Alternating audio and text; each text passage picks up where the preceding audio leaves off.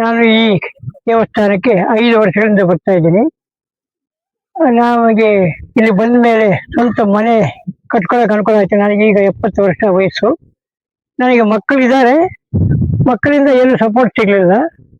ಜಮೀನಿದೆ, ಜಮೀನಿಂದನೂ ಏನು ಸಿಗ್ಲಿಲ್ಲ. ಫೈರ್ ಜಾಸ್ತಿನೂ ಇದೆ, ಬಂದಿಲ್ಲ ಇವತ್ತವರೆಗೂ. ನಾನು ಏನೋ ವಾಸ್ತು ಕೆಲಸಗಳು ಮಾಡ್ಕೊಂಡು ದೇವ್ರನ್ನ ನಂಬ್ಕೊಂಡು ಪೂಜೆ ಮಾಡ್ತಾ ಸ್ವಂತ ನಾನು ಬಂಗಾರಪೇಟೆ ತಾಲೂಕು ಕಾರಹಳ್ಳಿಯಿಂದ ಇಲ್ಲಿಗೆ 5 ವರ್ಷದಿಂದ ಬರ್ತಾನೆ ಇದ್ದೀನಿ. ಕೈಯಲ್ಲಿ ಏನು ಇಲ್ಲ, ಹೆಂಗ್ ಬದುಕೋದು ಅಂತ ಕಾಯ್ತಾ ಇದ್ವಿ. ಇಲ್ಲಿ ದೇವರ ಅನುಗ್ರಹ ಸಿಕ್ತು. ಅನುಗ್ರಹ ಸಿಕ್ಕಿದ ಮೇಲೆ ಬರೀ ಕೈಯಲ್ಲಿ ರೈಟ್ ಆಗುತ್ತೆ, ಮನೆ ಕಟ್ಬೋದು ಅಂದ್ರು. ಏನು ಇಲ್ವಲ್ಲ, ಹೆಂಗ್ ಮಾಡೋದು ಅಂತ ಕೇಳಿದೆ ನಾನು. ಆಗುತ್ತೆ ಅಂತ ಹೇಳಿದ್ರು. ಸರಿ, ನಾನು ಪ್ರತಿ ಮಂಗಳವಾರ ಅಮಾವಾಸ್ಯೆ ಒಂದನೇಗಂತೂ ಬರ್ತಾನೆ ಇದ್ದೀನಿ. ನಾನು ನನ್ನ ಕೈಯಲ್ಲಿ ಆಗ್ತಕ್ಕಂಥದ್ದು ಇದುವರೆಗೂ ಮಾಡಿದ್ದೀನಿ ಸೇವೆ. ಅಂದ್ರೆ ಏನೋ ನಾಗರಿಕರಿಗೆ ದುಡ್ಡು ಕೊಟ್ಟಿದ್ದೀನಿ, ದೇವರಿಗೆ ದುಡ್ಡು ಕೊಟ್ಟಿದ್ದೀನಿ, ಇಂಥ ಸೇವೆ ಅಳಿಲ್ ಸೇವೆ ಮಾಡಿದ್ದೀನಿ. 5 ವರ್ಷದಿಂದ ಬರ್ತಾ ಇದ್ದೀನಿ. ನಂದು ಯಾವುದೋ ಸ್ವಲ್ಪ ಜಮೀನು ವ್ಯವಹಾರಗಳು ಹೈಕೋರ್ಟ್ ಅಲ್ಲಿ ಇದೆ. ಅದು ಬಂದ ತಕ್ಷಣ ಇಲ್ಲಿ ದೊಡ್ಡದಾಗಿ ಚೌಟ್ರಿ ಕಟ್ಟಬೇಕು ಅಂತ ತೀರ್ಮಾನ ಮಾಡಿದ್ದೀವಿ. ಅದನ್ನ ನಾನು ನೆರವೇರಿಸ್ಕೊಡ್ತೀನಿ. ಪ್ರತಿಯೊಬ್ಬರಿಗೂ ನಮ್ಮ ಜೊತೆಯಲ್ಲಿ ಬರ್ತಕ್ಕಂಥ ಒಬ್ರು ಬಂಗಾರಪೇಟೆ ತಾಲೂಕು ಕಾರ್ಯಾಲಯ ಬಂಗಾರಪೇಟೆಯಲ್ಲಿ ಅವರೊಂದು 5 ಕೋಟಿ ರೂಪಾಯಿ ಮನೆ ತಗೊಂಡ್ರು ಇಲ್ಲಿ ಬಂದ ಮೇಲೆ.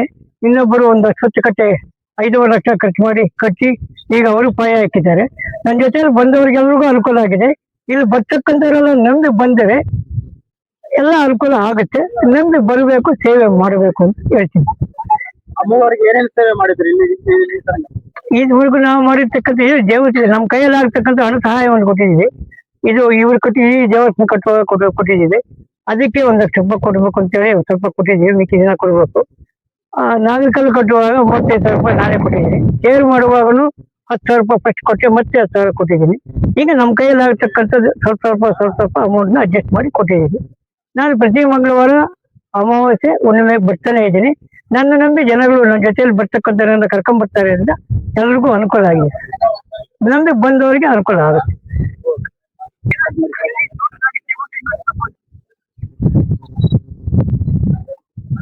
Okay sir. ಎಲ್ರಿಗೂ ನಮಸ್ಕಾರ.